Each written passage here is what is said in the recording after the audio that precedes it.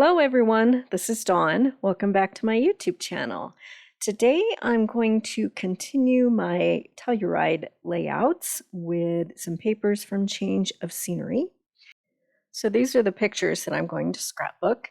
After our morning hike, we had lunch in town and then we kind of looked around the town and then we took the gondola ride up to the top. So this was my Telluride layout for Bridalveil Falls for that hike. So I want to use a lot of the same papers and colors.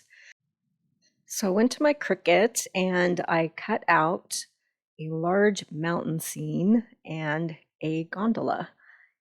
And so I'm going to show you how to incorporate these large images on your scrapbook page. The pattern that I'm going to use is from Make It From Your Heart Volume 3. It's pattern number 10. And I was looking for something that had a lot of room at the top, and then also it would enable me to use a landscape photo rather than a portrait photo. So I needed something that had my pattern papers at the bottom portion of the layout, so that's why I chose that sketch. I'm also going to use papers from Season of Green and Gold. This is from the Stampinup online collection, and you can still find it on my website. And I thought they looked really nice with they had some of the yellow greens that matched the changing of the colors in my photos. So my base, I'm going to use pine. I wanted a dark outline base. And then I'm going to use this cloud paper. So I'm going to go ahead and trim this down, and I'm not able to gut it or save any because of the way that the layout is situated, but that's okay. I wanted these clouds in the background. So I'm going to trim this down to vertically it's at 11.5, and then from side to side it's 11.75 because I'm going to butt these two pieces up against each other so it'll appear to be a 12 by 24 layout. So I'm strategically deciding which side to cut so that it is one continuous scene. So we've got that one, and then I'll duplicate that for the right side. Okay, so now we have one big layout. And then I'm just following the dimensions on the sketch. So this next one is going to be 6 by 10 for each side. So I'm looking at the direction of the paper to make sure I have it's not a really directional pattern, but some of the pine sprigs are going in a certain way. So I'm just looking so that it looks right once I put it down on my layout. And then I need to bring another piece in that's going to be 3 by 11.75, and that's going to lay at the bottom underneath this green pattern piece. So I'm just deciding which one, and this is from Change of Scenery. I just felt like that was too busy. It was just too much, and plus I'd be covering up so many of those little stamp images that yeah, it just wasn't working. And then I brought this in, and again I just felt like it was too busy. Could have used it, but I decided not to. And then I brought this one in, and I liked it. It looks like a piece of burlap or linen fabric that's in toffee, and I liked that. It was, a good basic pattern, and your eye sees a solid, but it does have a little interest to it. So I'm going to go ahead and cut that down to 3 by 11.75, one for each side. And I'm taking the whole pattern and shifting it down so that I have enough room for that mountain scene and the gondola. So rather than having everything start about 1.5 inches up, I shifted everything way down towards the bottom of the layout. So this is going to be the general pattern. And I flipped some things around to incorporate my title, and I just felt like I liked the way this looked with the 3 pictures and then the larger ones on the right. So now I have another piece that's from Season of Green and Gold. It's this plaid piece, and I've cut that at 1 by 11 3/4. And then I went to my stash. This is an old, close to my heart collection called Timber, but you can find a very similar wood grain pattern in the current Stampin' Up! Catalog with the Country Woods collection.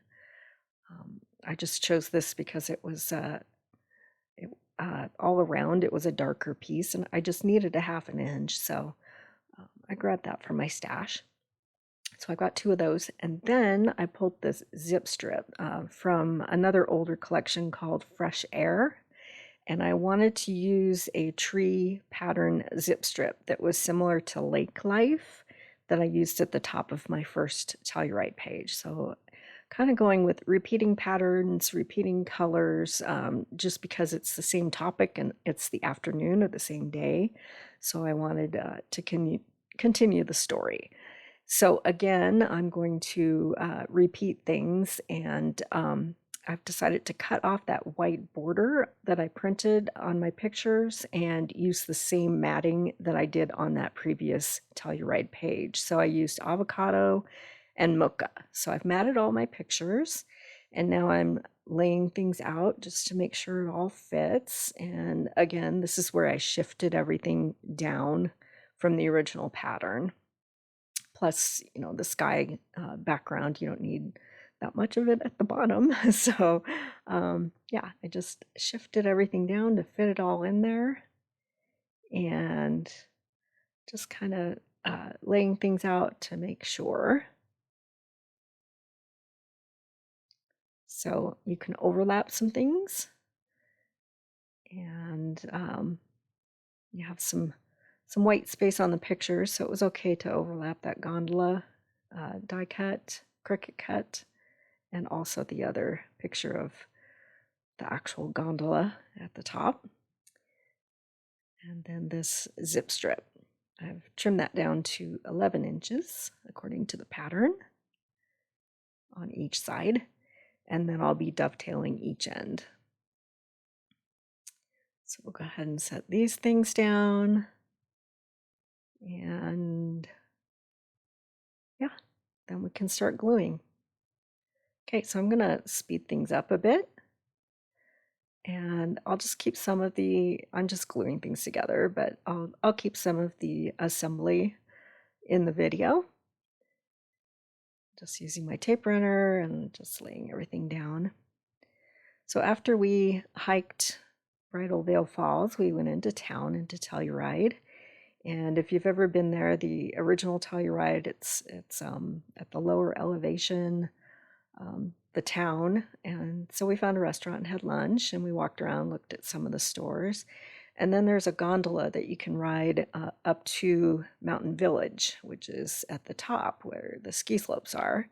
And gosh, it's been like 20 years since I've been to Telluride. And so we rode to the top, and it's completely different. The last time I was up there, there wasn't a whole lot. There was like the ski resort, cafeteria, I guess, and some places where people could stay, like condominiums. But there wasn't very much else up there. And so this time when we got to the top, it was like a whole new world. They have all kinds of stores and a couple of coffee shops and restaurants, and a really cool area that has some nice soft cushiony chairs or couches to sit around a fire pit. So yeah, we got coffee and just sat down and just hung out for a while up there, and yeah, it was a nice afternoon, and I love riding that gondola. It's fun. So get to see the town from way above, and the view is just amazing. Okay, so now I'm going to add a couple more things to the left page, and I'm going to bring in those stickers. I'm going to use that large view sticker. And then I have these same stamps that I used on the previous page from Textured Timber. So I'm gonna stamp out this piece of wood, and I wasn't sure if I wanted to go with espresso.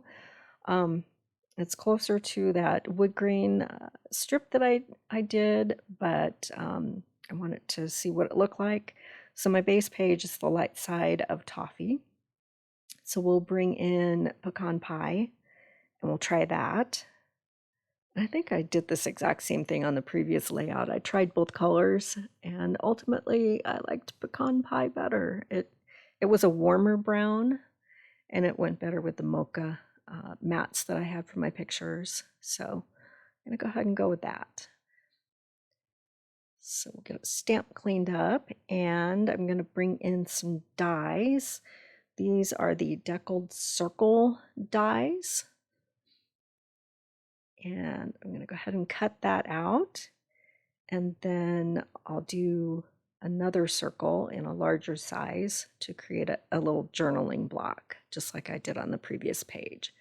So off camera, I did some journaling and I'm going to go ahead and ink around the edges of these two pieces to give some depth and shadow and make it look more like a piece of wood.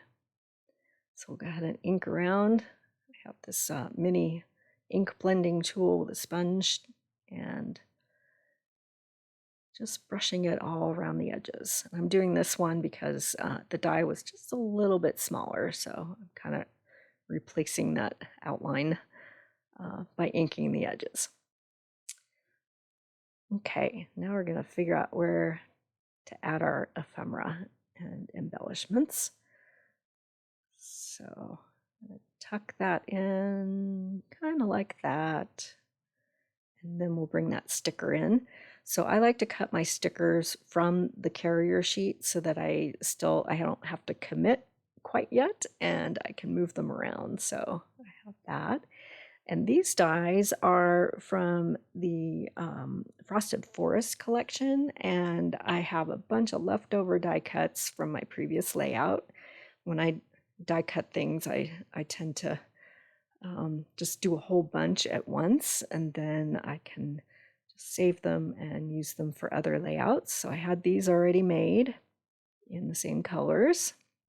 We have avocado and pine and toffee. And I'm going to create a tree cluster kind of peeking out from behind my title. So those can go at the top. And I'm just going to layer them in. They kind of reflect the trees that are in the photos.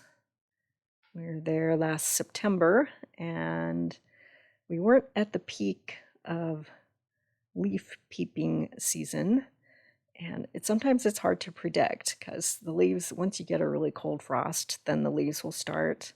So yeah, you never know when that's going to happen. So usually towards the end of September, beginning of October, but it was still gorgeous with all the different colors.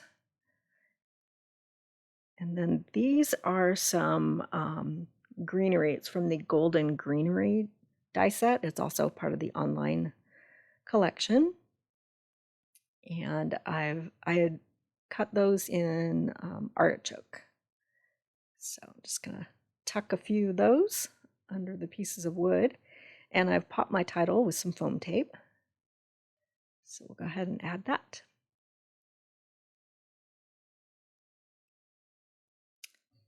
And I keep things, well, there's a lot going on still, but I'm trying to keep things clean just because we have several pictures and lots of elements on the layout. But to finish it off, I'm going to bring in some of these textured dots, and they're the same embellishment that I used on the previous page. Carry it across several of these themes so that it looks cohesive. And we'll just scatter a whole bunch of these around. So I'm using the pointed end of the Take Your Pick tool, and that works really well with getting these little dots where I want them to be. So I will post several close-up shots and still shots of this layout on my Facebook page. So give a follow over there, and I'll also post them on my Instagram so you can take a closer look at this layout. I'll also include links in the description below of all the supplies that I used. Several are still available. And if you haven't subscribed yet, please hit that subscribe button. I would really appreciate it. And then you'll be able to find all of my videos. And thanks for watching. I really appreciate it.